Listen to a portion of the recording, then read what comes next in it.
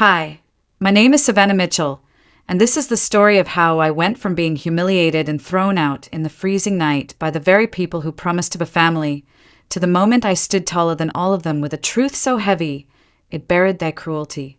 The cold hit me first, like a slap. Then the snow. It was a physical shove, hard and unexpected.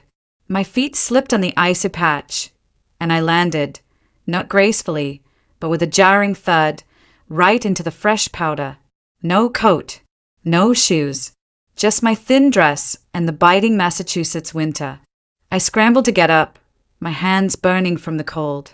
Through the brightly lit windows of their mansion, I could still hear it, their laughter. It echoed, sharp and clear, in the frosty air. Dead weight. Someone had sneezed. They didn't know. They had no idea that the dead weight they'd just tossed into the snow was sitting on a secret, a very quiet, very powerful secret worth $101 million. It had been a cold evening from the start, not just outside, but inside their grand, imposing house. The air was thick with a kind of unspoken chill, one that I had grown to recognize over the years. My husband, Robert, had said it was a family gathering, a chance to patch things up, he'd mumbled. But as soon as I stepped through the massive oak doors, I knew it was a lie. The way his mother, Eleanor, looked at my simple, store-bought dress spoke volumes. Her eyes, usually sharp, now held a kind of contempt that made my stomach clench. Before we dive in, make sure to like this video, subscribe to the channel, and drop a comment below telling me, where in the world are you watching from? I love seeing how far the story travels. Robert's brother, James, was there too, leaning against the fireplace, a glass of amber liquid in his hand. As I walked past, he leaned in, just enough for me to hear.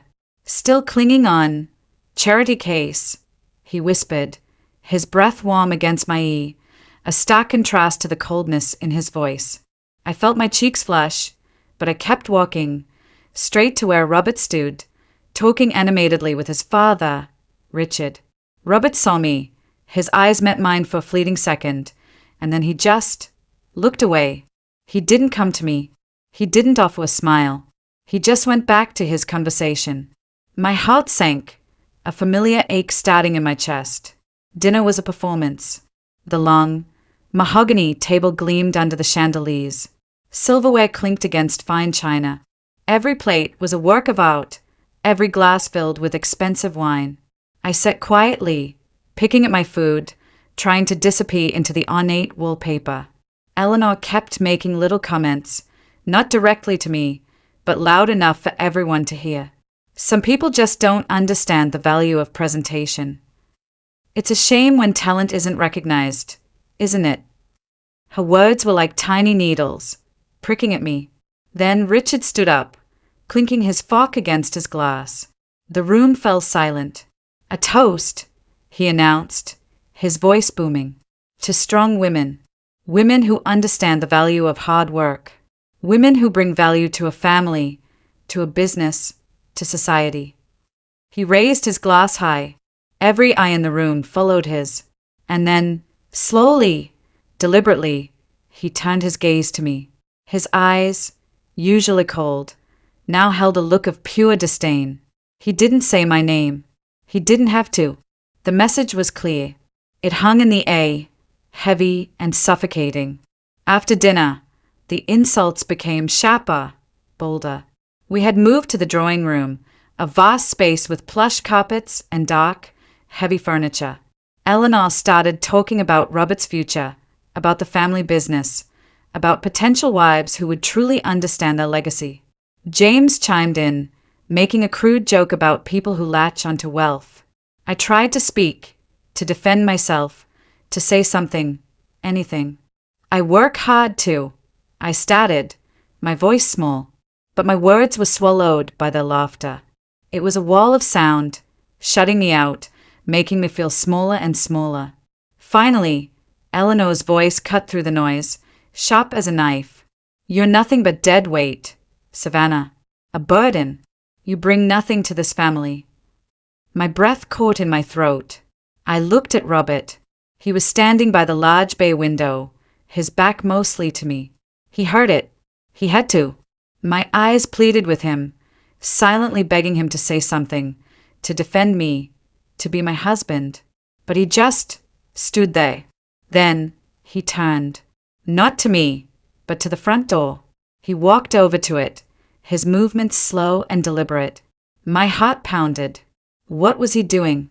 He reached for the handle, twisted it, and pulled the heavy door open. A blast of icy air swept into the room, carrying with it the smell of snow and freezing wind. "Maybe the cold will teach you something," he muttered, his voice flat, devoid of any emotion. Then, with a sudden, forceful push, he shoved me forward. I stumbled, unprepared, into the biting night. The snow was coming down harder now, big, fat flakes swirling around me. I tried to turn back, to say something, but the door slammed shut. The sound echoed, final and absolute. The click of the lock was a death knell to everything I thought we had. I didn't cry. Not then. The cold was too shocking, too immediate. My hands were shaking, not just from the chill, but from the raw, burning anger that was starting to simmer inside me. My breath plumed out in front of me, little white clouds disappearing into the dark. I didn't beg. I didn't knock on the door, pleading to be let back in. I just stood there for a moment, the silence of the blizzard a stark contrast to the mocking laughter that still seemed to ring in my ears. Then I started to walk, one foot in front of the other, crunching through the fresh snow. The long, winding driveway seemed endless. My feet, bare and exposed, were already numb. But I kept walking. I remembered my late grandfather's words. He had been a quiet man, but his words had always carried immense weight. "Never shout when silence can slice deeper, Savannah," he'd told me once, his eyes twinkling. Sometimes, the quietest actions make the loudest statements. I pulled out my phone, my fingers fumbling with the cold, and called for a ride. I didn't look back at the mansion, its windows glowing warmly, a beacon of the cruelty within. I just kept walking, my vision blurring slightly from the cold, until the car arrived. I got in, the warmth of the heater a small comfort, and disappeared into the night, leaving their jeers and their mansion behind. Back in my small, quiet apartment, the warmth felt like a luxury I hadn't deserved in years. My body was still trembling, but the shock was slowly giving way to a strange, unsettling calm. I walked over to my laptop, my movements deliberate. No one knew about this part of my life. Not Robert, not his family, not even my closest friends. It was my secret, a private world I had built for myself. I opened the laptop, the screen illuminating my face in the dim light. My fingers, still aching from the cold, typed in the password to my trust account. Years ago, my grandfather had left me an inheritance. Not a small sum, but a significant amount. He had been a shrewd investor, and he had taught me well. He had put the money in a trust, with the understanding that I would manage it, learn from it, and make it grow. He had wanted me to have a safety net, a power that no one could take from me. I had managed it quietly, meticulously, investing in companies, watching the markets, making smart choices. I clicked open the account details. The numbers flashed on the screen, a long string of digits.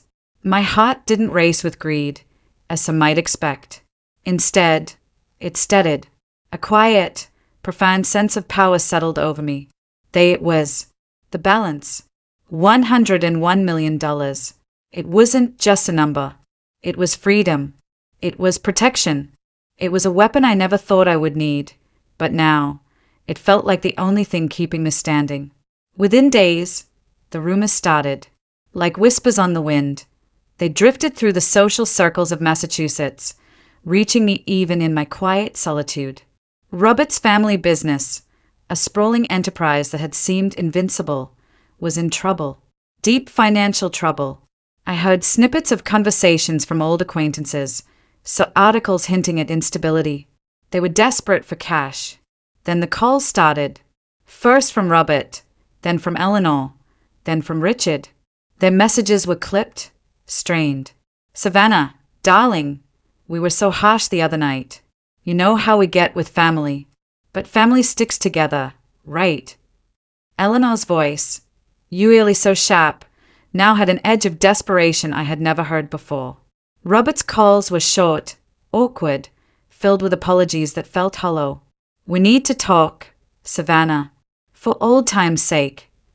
I let the calls go unanswered. My phone buzzed constantly, a relentless reminder of the sudden need. Their arrogance, once so solid, was slowly, painfully, transforming into panic. I pictured them, pacing their opulent rooms, their faces etched with worry, and a small, bitter satisfaction bloomed in my chest. I knew what I had to do. This wasn't about revenge, not entirely. It was about proving my grandfather right. It was about showing them what dead weight could truly achieve.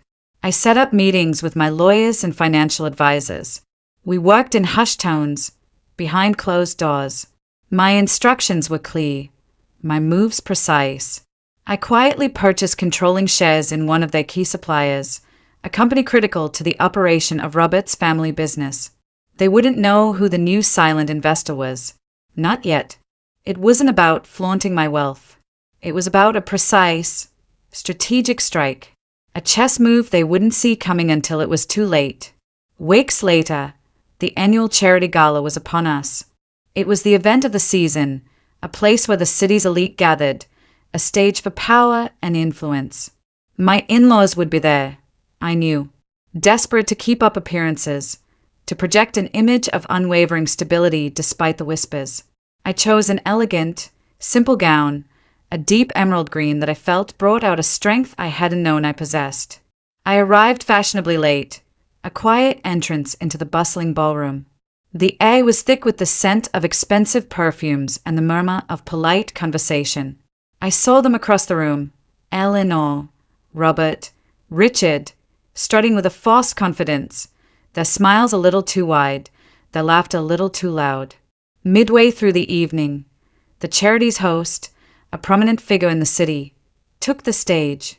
The lights dimmed slightly, and a hush fell over the room. "Ladies and gentlemen," he announced, his voice booming through the speakers, "we have a very important announcement tonight, one that will reshape the landscape of business in our city." My in-laws perked up, their curiosity piqued. "As of today," the host continued, "the esteemed Mitchell Enterprises is officially under new controlling ownership." A ripple went through the crowd. Heads turned. Whispers erupted. I watched my in-laws across the room. Their smiles had vanished. Their faces were ashen. They looked at each other, their eyes wide with disbelief, then panic. They started to rush forward, pushing through the crowd, desperate to confront this new owner.